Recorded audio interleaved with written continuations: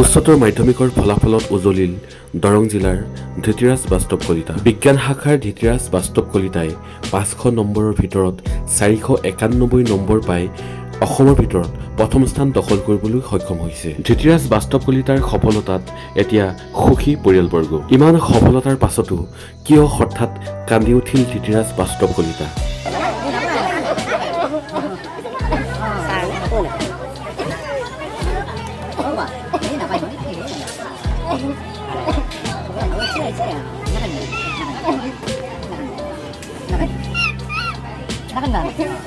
আচলতে এয়া কোনো দুখৰ চকুলো নহয়, এয়া মাত্ৰ আনন্দৰ চকুলো।